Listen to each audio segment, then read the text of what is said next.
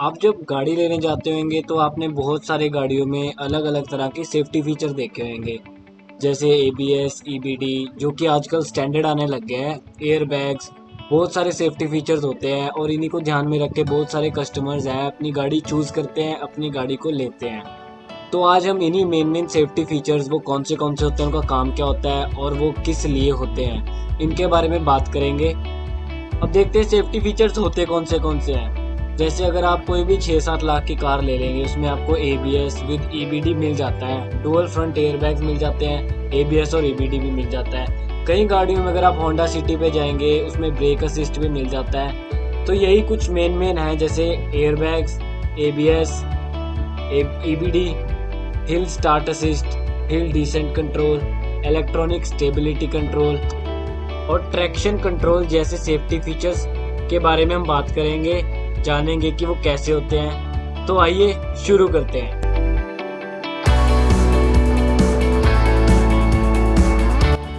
तो शुरू करते हैं बेसिक से, एयरबैग्स। पहले गाड़ियों में जनरली बेस मॉडल में एयरबैग नहीं आते थे, यहाँ तक कि टॉप मॉडल में 2 एयरबैग दिए जाते थे और उसके बाद अब 2 एयरबैग आते हैं। कई गाड़ियों में 4 एयरबैग्स का भी ऑप्शन है। i20 जो पहले एलिट i20 नहीं आई थी, उसमें 4 एयरबैग्स का ऑप्शन था, अब उसमें 6 एयरबैग्स आते हैं। वरना क्रेटा, होंडा सिटी कोई भी लेंगे, 6 एयरबैग्स आते हैं। यारिस आती है उस सेगमेंट में, उसमें 7 एयरबैग्स आते हैं। इनोवा क्रिस्टा, फॉर्च्यूनर में 7 एयरबैग्स आते हैं। 8 एयरबैग्स वाली ऑक्टेविया हो जाती है। तो इससे क्या होता है, एयरबैग्स वो उनकी पोजीशन क्या होती है, कैसे खुलते हैं और एयरबैग्स काम कैसे करते हैं। तो जो एयरबैग्स होते हैं, अगर हम फ्रंट एयरबैग्स की बात करते हैं, जो 2 पैसेंजर साइड और ड्राइवर साइड एयरबैग्स होते हैं, जब आगे से कोई कोलिजन होता है तो सेंसर्स काम करते हैं और वो एयरबैग खुल जाते हैं।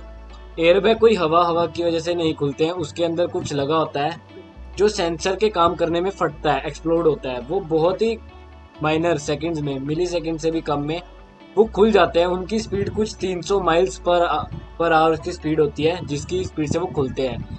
और आज के टाइम में जैसे अब जो गाड़ियाँ आ रही हैं, उनमें डुअल स्टेज एयरबैग्स भी आने लग गए हैं। इसका मतलब क्या होता है, जैसे हम गाड़ी, अगर आपकी गाड़ी हाई स्पीड पे जा रही है, 120-130 की स्पीड पे जा रही है, तो एयरबैग्स 100% एक्सप्लोड करते हैं। उनके जो अंदर एक्सप्लोजन वाला लगा होता है वो एकदम से फट जाता है। तो एयरबैग्स का जो स्पीड होती है वो 100% जो स्पीड रखी होती है उसी स्पीड से खुलता है। 300 माइल्स के आसपास कुछ होती है, उससे खुलता है।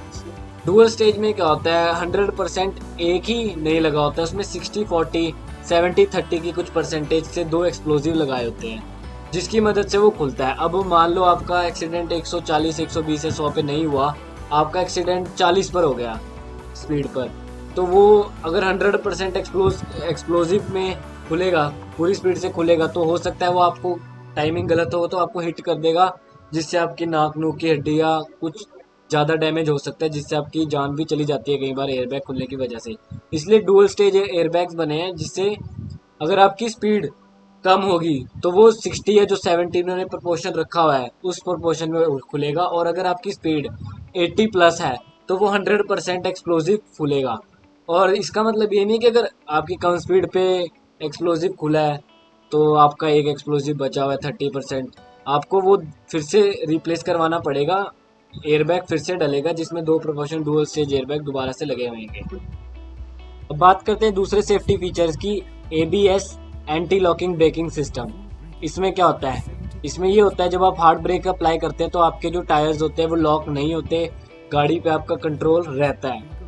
अगर आपके, अब पहले बात करते हैं, आपके पास एबीएस नहीं है। अगर आपके पास एबीएस नहीं है, सामने आपको सडन ब्रेक अप्लाई करनी पड़ गया, कोई ऑब्स्टेकल आ गया, तो आपने स्किड मारते हुए सीधा जाना है, चाहे आप टायर मोड़ो ना मोड़ो, आपकी गाड़ी सीधा ही जाएगी। आप वीडियो में देखिए, अगर आपकी गाड़ी में एबीएस है तो आपका जो स्टॉपिंग डिस्टेंस होता है वो भी कम हो जाता है। और जो इसका मेन फायदा होता है वो होता है जब आपके सामने कोई ऑब्स्टेकल आ गया, अगर आपके पास एबीएस है तो आपका गाड़ी पे पूरा कंट्रोल रहेगा, आप जिस तरफ मोड़ोगे गाड़ी उसी तरफ जाएगी।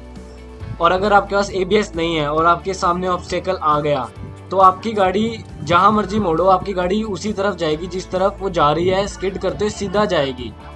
अभी आपने ये तो समझ लिया कि एबीएस होगा तो क्या होगा और नहीं होगा तो क्या होगा।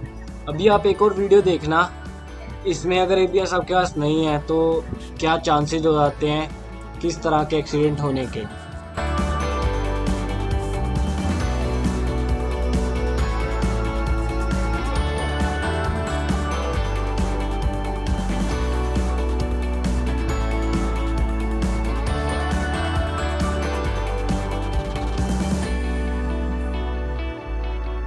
जो बिना एबीएस का था उसमें क्या हुआ, एक साइड स्लिपरी नहीं था, वहां तो उनके टायर्स ने ग्रिप बना के रखी, पर जो दूसरी साइड था वहां पे स्किड कर गया, जिसकी वजह से गाड़ी 360 डिग्री 720 डिग्री घूम गई पूरी की पूरी।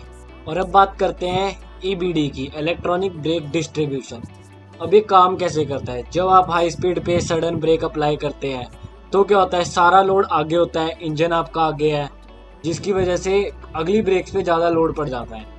और अगर आपकी गाड़ी पूरी फुली लोडेड है उसमें क्या होएगा कि गाड़ी का वजन इक्वली डिवाइडेड होता है, मोस्टली प्रोपोर्शन आगे होता है, जिसकी वजह से क्या होएगा, गाड़ी के अगली ब्रेक्स पे ज़्यादा प्रेशर पड़ेगा, ज़्यादा फोर्स पड़ेगी, क्योंकि ब्रेक लगने पे गाड़ी आगे की तरफ थोड़ी हो जाती है। और अगर यही चीज़ अगर आप टर्न लेते हुए देखेंगे तो जिस तरह आप टर्न ले रहे हो उसके ऑपोजिट वाले दो टायर्स पे सारा फोर्स आ जाता है। तो ईबीडी बेसिकली करता क्या है, ईबीडी ब्रेक के जो डिस्ट्रीब्यूशन होती है वेट के हिसाब से वो ब्रेक के डिस्ट्रीब्यूशन को इक्वली डिवाइड करता है, ताकि कम डिस्टेंस पे स्टॉपिंग हो और हमें ज़्यादा प्रेशर लगाना भी ना पड़े सिर्फ अगले दो टायर्स पर। तो बात करते हैं अगले सेफ्टी फीचर्स की, BA ब्रेक असिस्ट। इसमें क्या होता है, जो ये महंगी गाड़ियों में आता है जनरली 15 लाख से ऊपर की गाड़ियों में, इसमें क्या होता है कि सर्कमस्टांसेस होते हैं कुछ, जैसे कि आप हाईवे पर जा रहे हैं, आपने सडन ब्रेक अप्लाई करी पर आप ब्रेक उतनी दबा नहीं पाए, आपने स्पीड से तो दबाया पर आप उसे पूरा दबा नहीं पाए, जो ब्रेक का पैड होता है ना उसे आप पूरा नहीं दबा पाए। तो उससे क्या होता है, जो BA का सिस्टम होता है वो समझ लेता है कि आपने फुल स्पीड से उसे दबाया है पर आपके कुछ कारणों की वजह से वो दबा नहीं, तो BA काम करता है उसे पूरी ब्रेक दबाने का। जो ABS होता है वो एक्टिवेट हो जाता है और ब्रेकिंग फुल स्पीड से होती है, और जब आप उसे वो छोड़ देते हैं तो BA का सिस्टम बंद हो जाता है, वो नॉर्मल हो जाता है। अब हम बात करेंगे इलेक्ट्रॉनिक स्टेबिलिटी कंट्रोल ESC के बारे में। ये काम होता है टर्न लेने के वक्त, जब हम गाड़ी का सडन टर्न लेंगे तो वो कितनी स्टेबल रहती है, कितना वो अपना पाथ फॉलो करती है, ये उसके ऊपर डिपेंड करता है। तो अभी आप देखना, अगर आपकी गाड़ी में ESC नहीं है तो क्या हो सकता है, गाड़ी ने पहली लेन सही चेंज करी पर दूसरी लेन चेंज करते वक्त वो अपना ही पाथ फॉलो करके सीधा बढ़ गई, टर्न ले गई पूरा। अगर आपकी गाड़ी में ESC है तो आपने सडनली पहला लेन चेंज करेंगे तो बिल्कुल सही चेंज होगा, जब दूसरा लेन अपने लेन में वापस आएंगे जब पहले लेन से, तो भी आपकी गाड़ी पे कंट्रोल आपका पूरा रहेगा, आपकी गाड़ी स्टेबल रहेगी। और ये मेनली SUVs के लिए होता है, क्योंकि वो हैवी वेटेड गाड़ियाँ होती हैं, उनका सेंटर ऑफ ग्रेविटी थोड़ा ज़्यादा ऊपर होता है और पलटने के भी ज़्यादा चांसेस होते हैं। तो इलेक्ट्रॉनिक स्टेबिलिटी कंट्रोल मेनली उन गाड़ियों में डाला जाता है जिनकी स्टेबिलिटी बिल्कुल होती नहीं है, जैसे सफारी वगैरह, तो उसमें आता नहीं था, अब अगर आएगी तो आएगा ज़रूर। तो अब बात करते हैं हिल स्टार्ट असिस्ट की। तो बेसिकली इसमें क्या होता है, जब हम पहाड़ों में जाते हैं, ट्रैफिक है तो हम रुकते हैं, ब्रेक लगाते हैं, तो उसके बाद जब चलते हैं तो हम ब्रेक से जब तक पैर एक्सेलरेटर पर रखते हैं तब तक गाड़ी थोड़ा पीछे आ जाती है, और उसके बाद हम आगे जाना स्टार्ट होते हैं, ड्यू टू ग्रेविटी हम पीछे आ जाते हैं। तो बेसिकली हिल स्टार्ट असिस्ट काम कैसे करता है, अगर आप किसी हिल पे हैं या स्लोप पे खड़े हैं तो गाड़ी का आपका वजन नीचे होता है, अनेबल करने के लिए कई गाड़ियों में आपको हार्ड ब्रेक दबाना पड़ता है एक बार स्टैंड बाय पे, या फिर ऑटोमेटिकली अनेबल हो जाता है सेंसर्स काम करके। तो इसमें क्या होता है, जब आप ब्रेक से एक्सेलरेटर पर जाते हैं उस टाइम तक ब्रेक लगी रहती है, और जैसे ही आप एक्सेलरेटर दबाते हैं ब्रेक हिल असिस्ट बंद हो जाता है और आप आगे मूव कर जाते हैं। और अब इसी में सेकंड फंक्शन है हिल डिसेंट कंट्रोल। जब आप गाड़ी हिल से उतार रहे होते हैं उसकी ऑटोमेटिकली स्पीड बढ़ जाती है। अगर आप हिल डिसेंट कंट्रोल एक्टिवेट कर देंगे तो गाड़ी का सिस्टम ये देखता है कि आपकी स्पीड आपके एक्सेलरेटर करने से ज़्यादा तो नहीं बढ़ रही है, आप एक्सेलरेटर कर नहीं रहे और स्पीड एक्स्ट्रा तो नहीं हो रही। तो इससे क्या होता है, ये सिस्टम आपकी ब्रेक सप्लाई कर देता है फॉर सेफ जर्नी। आखिरी फीचर की बात करते हैं TC ट्रैक्शन कंट्रोल।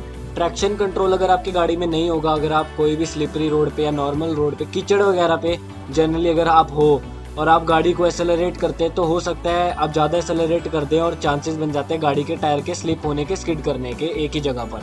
अगर आप ट्रैक्शन कंट्रोल गाड़ी का ऑन कर लेते हैं तो उससे क्या होता है कि गाड़ी का जो ट्रैक्शन होता है, मान लो ग्रिप होती है, वो ज़्यादा बढ़ जाती है उन टायर्स की, अगर जैसे रियर व्हील ड्राइव है, फ्रंट व्हील या ऑल व्हील ड्राइव का जो भी सिस्टम है, उसमें टायर्स में ट्रैक्शन बढ़ जाती है, मतलब आपके टायर्स की ग्रिप भी बढ़ जाएगी, जिससे आप उस कीचड़ या फिर स्नो या स्लिपरी रोड जो भी होगा उससे आप आराम से इवैक्यूएट कर पाएंगे, वहाँ से निकल पाएंगे। तो बात करते हैं ये काम कैसे करता है। ये काम अगर आप जैसे कीचड़ कोई भी स्लिपरी रोड पे है, आपने फुल एक्सेलरेट किया, पहली बात तो एक्सेलरेट ज़्यादा नहीं करना चाहिए जब आप कोई ऐसी रोड पे होते हैं, स्लिपरी रोड पे। ट्रैक्शन कंट्रोल क्या करता है, उसको डिक्रीज करता है बाय अप्लाइंग ब्रेक्स। आपको पता नहीं लगता आप ज़्यादा एक्सेलरेट कर रहे हैं, पर वो आरपीएम उतनी रखता है और ग्रिप बढ़ा देता है, जिससे कि आप वहाँ से इवैक्यूएट आराम से हो सकें। तो आज के लिए इतना ही, होप सो आपको समझ आ गया। अगर कोई भी कंफ्यूजन होगी नीचे कमेंट बॉक्स है, उसमें कमेंट कर देना। अच्छी लगी हो तो वीडियो लाइक करना और चैनल को सब्सक्राइब भी कर देना। तो मिलते हैं अगली वीडियो में।